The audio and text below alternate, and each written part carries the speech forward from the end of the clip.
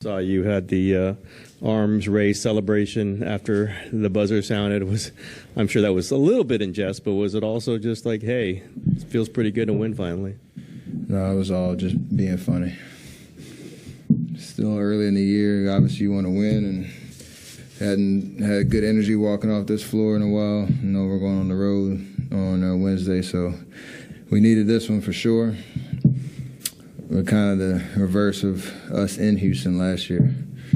We were looking for our first road win. That's right. Yeah. Forgot about me. It was actually the same exact date as this one. Say what? November 20th, same date. Didn't know that. There you go. Clay now we're in the same boat. Yeah.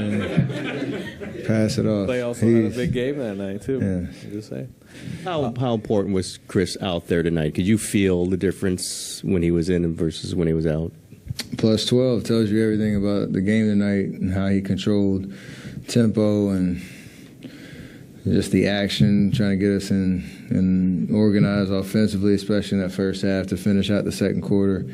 It was kind of a masterclass of just reading the flow. He called the play where I got the N1-3. Wasn't playing or anything from the bench. It just he saw a clear side and got me and Loon in the right action. So 12 assists, 1 turnover, plus 12, and you know, a game where, like I said, we needed to kind of connect both sides of the ball. It was a masterclass.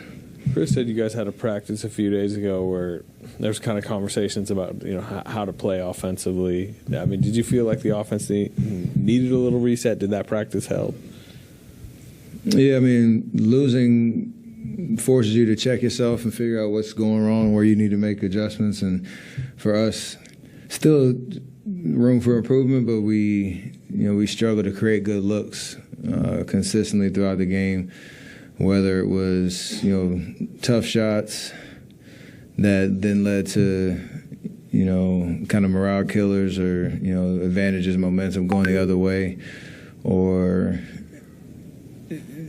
kind of playing mindless basketball where you're just running around not understanding what you're trying to do. So we talked about how we need to just move the ball, make the simple pass. You need that reminder because everybody's trying hard to get themselves going or, you know, make the big shot or, you know, have the big moment because we're all built like that. Like there's competitive spirit about us, and you know, sometimes you work a lot harder. You just need to work a lot smarter, and I think that practice helped us get there. Still got a lot to improve though. Along those lines, do you see Clay being restless to get going? And Steve was saying how he has to, you know, he sort of reminded him that give the ball up and it'll come back to you and you'll get better shots that way. And it seemed like that happened a few times in the first quarter. Yeah, the ones he made in the first quarter were all off of good ball movement and action. And, you know, if you're not open, swing it. If you're being guarded tightly, cut. Simple stuff, but it's about trusting the offense that it's gonna come. And like I said, it's tough because, you know, I've been through, you know, spurts where you're not making shots and you're trying really hard to get it going. Like that's, you know, a shooter's nature. But it is kind of the beauty of the game when the ball is moving. It usually finds the right guy, especially the way that we play. And you know, he's obviously capable of making any shot out there, but especially the clean, good looks, and that's how you kind of build your confidence back up. Or I shouldn't say your confidence. He doesn't lose confidence. Build your rhythm back up. You ever had the PA announcer kind of get you on the shooting stroke there? No, I used him as a scapegoat. I knew that was all from the jump. But really? It's like a little, you know, 5-year-old like my son getting in trouble. Like, oh, but she started it. It's like, nah. I knew it was off from the jump, but then I was like, oh, I can blame him. Taking the high road there. Yeah. Steph, is it a trickier balance of when to attack more than normal? It feels like your shot is flowing. You're shooting a great percentage from three. Most people say much of the solution is for you to just take more shots, but that balance of when to attack and when not to, is it any different at all this year? A little, just because I think throughout the bulk of a game, especially if you're playing a good defense, you know you're going to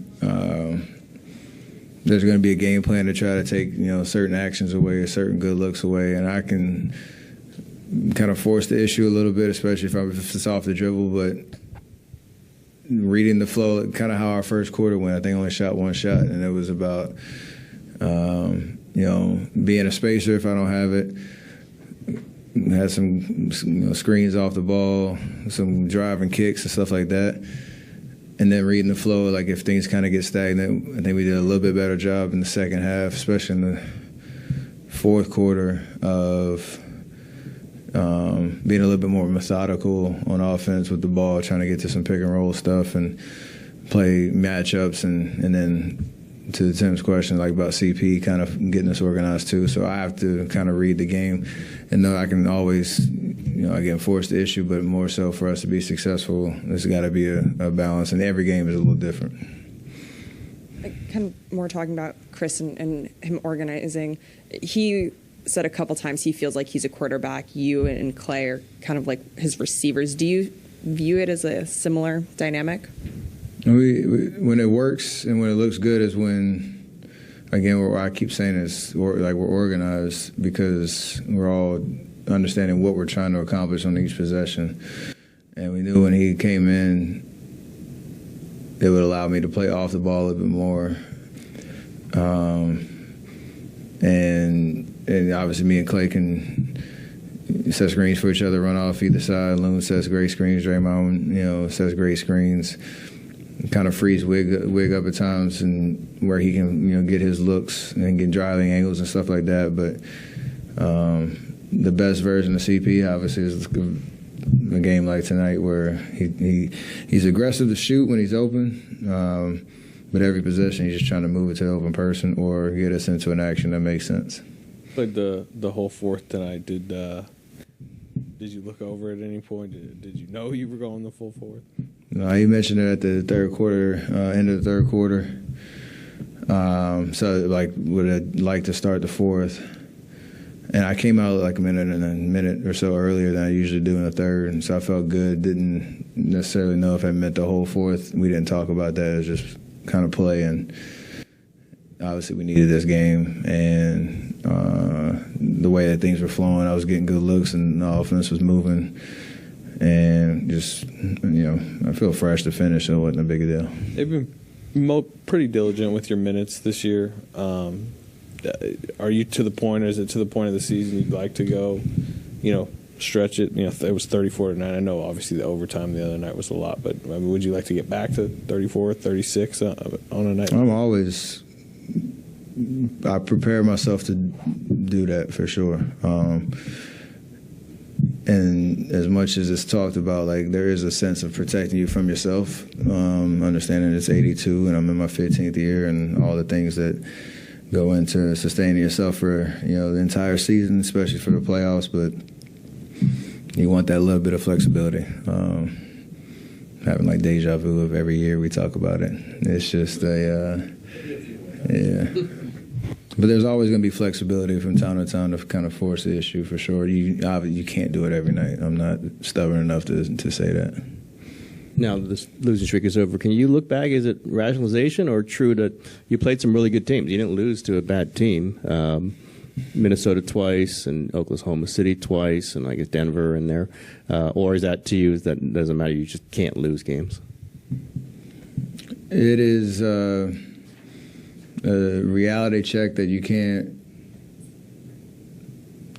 kind of walk through games and not execute at the level that we need to, and have a defensive kind of presence and the margins. We talk about stop fouling, stop turning it over if you're going to try to beat a good team. And none of us are in a situation where, you're not going to learn that lesson, because down the stretch of the season, those are the teams you're going to have to beat if you're trying to get out the West. And that's all we're trying to do. So you got to put that in the memory bank of where we fell short and what it's going to take to get over the hump if we play those teams again. Obviously not Cleveland, but, there's great teams all up and down the Western Conference. And you're going to have to play really well to beat them. We know we can. If it comes to a playoff series down the stretch, we feel like we can beat anybody, but it's going to require an A-plus effort. If, it's in there, but we have to be able to do it. You mentioned earlier playing off the ball when Chris is out there. How much of a difference does that make compared to when you're initiating the offense? You get different kinds of shots. And I realize Draymond, a lot of times, you're moving without the ball when he's sort of directing it.